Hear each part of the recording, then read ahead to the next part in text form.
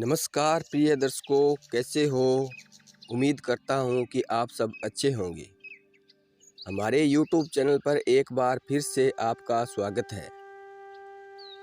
आज की वीडियो में मैं बताऊंगा कि पांडवों का जन्म कैसे हुआ, पांडवों की जन्म कथा।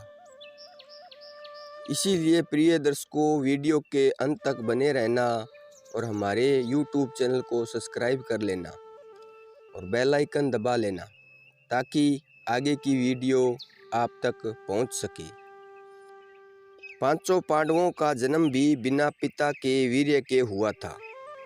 एक बार राजा पांडु अपनी दोनों पत्नियों कुंती तथा माद्री के साथ आखेट के लिए वन में गए। वहां उन्हें एक मृग का दृष्टिगत हुआ। पांडु ने तत्काल अपने बाण से उस मृग को घायल कर दिया। मरते हुए मृग ने पांडु को शाप दिया, राजन, तुम्हारे समान क्रूर पुरुष इस संसार में कोई भी नहीं होगा। तूने मुझे मैथुन के समय बाण मारा है, अतः जब कभी भी तू मैथुरतन होगा तेरी मृत्यु हो जाएगी। इस शाप से पांडु अत्यंत दुखी हुए और अपनी पत्नियों से बोले, हे देवियों, अब मैं अपनी समस्त वासनाओं का त्याग कर इस वन में ही रहूँगा। तुम लोग हस्तिनापुर लौट जाओ। उनके वचनों को सुनकर दोनों रानियों ने दुखी होकर कहा, नाथ, हम आपके बिना एक क्षण भी जीवित नहीं रह सकती। आप हमें भी वन में अपने साथ रखने की कृपा कीजिए। पांडु ने उनके अनुरोध को स्वीकार कर उन्हें वन में अपने साथ रहने की अनुमति दे दी। इसी दौरान राजा पांडु ने अमावस्या के दिन ऋषि मुनियों को ब्रह्मा जी के दर्शनों के लिए जाते हुए देखा। उन्होंने उन ऋषि मुनियों से स्वयं को साथ ले जाने का आग्रह किया। उनके इस आग्रह पर ऋषि मुनियों ने कहा, राजन, कोई भी निसंतान पुरुष ब्रह्मलोक जाने का अधिकारी नहीं हो सकता, अतः हम आपको अपने साथ ले जाने में असमर्थ हैं। ऋषि मुनियों की बात सुनकर पांडु अपनी पत्नी से बोले, हे कुंती, मेरा जन्म लेना ही व्यर्थ हो रहा है, क्योंकि संतानहीन व्यक्ति पितर ऋण, ऋषि ऋण, देव ऋण तथा मनुष्य ऋण से मुक्ति पा नहीं सकता।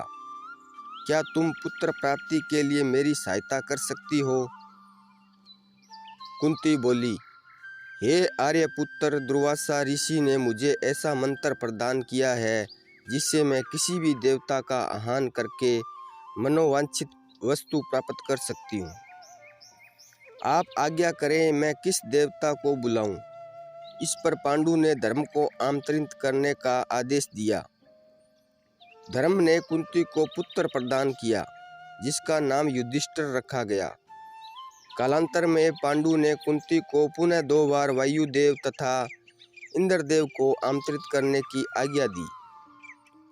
वायुदेव भीम तथा इंद्र से अर्जुन की प्राप्ति हुई। तत्पश्चात पांडु की आज्ञा से कुंती ने माद्री को उस मंत्र की दीक्षा दी। माद्री ने अश्विन कुमारों को आमंत्रित किया और नकुल तथा सहदेव को जन्म दिया। एक दिन राजा पांडु माद्री के साथ वन में सरिता के तट पर भ्रमण कर रहे थे। वातावरण अत्यंत रमणीक था और शीतल मंद सुगंधित वायु चल रही थी।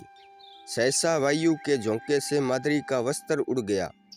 इससे पांडु का मन चंचल हो गया और वे मैथुन में प्रवृत्त ही हुए थे कि शापवश उनकी मृत्यु हो गई। माद्री उनके साथ सती हो गई, किंतु पुत्रों के पालन पोषण के लिए कुंती हस्तिनापुर लौट आई। कर्ण का जन्म कुंती को मिले एक वरदान स्वरूप हुआ था। जब वह कुंवारी थी तब वह एक बार दुर्वासा ऋषि उसके पिता के महल में पधारे। तब कुंती ने पूरे 1 वर्ष तक ऋषि की बहुत अच्छे से सेवा की। कुंती के सेवा भाव से प्रसन्न होकर उन्होंने अपनी दिव्य दृष्टि से यह देख लिया कि पांडु से उसे संतान नहीं हो सकती और उसे यह वरदान दिया, वह किसी भी देवता का स्मरण करके उनसे संतान उत्पन्न कर सकती है। एक दिन उत्सुक पुत्रावास कुंवारेपन में ही कुंती ने सूर्य देव का ध्यान किया। इससे सूर्य देव प्रकट हुए और उसे एक पुत्र दिया जो तेज में सूर्य के सी समान था, और वह कवच और कुंडल लेकर उत्पन्न हुआ था, जो जन्म से ही उसके शरीर से चिपके हुए थे। चूंकि वह अभी भी अविवाहित थी, इसीलिए लोक लाज के डर से उसने पुत्र को एक बक्से में रखकर गंगा जी में बहा दिया। तो प्रिय दर्शकों, ये थी पांडु की जन्म कथा। उम्मीद करता हूँ कि आपको पसंद आई होगी। तो मिलते हैं अगली वीडियो में, तब तक अपना ख्याल रखना। जय श्री कृष्णा। धन्यवाद।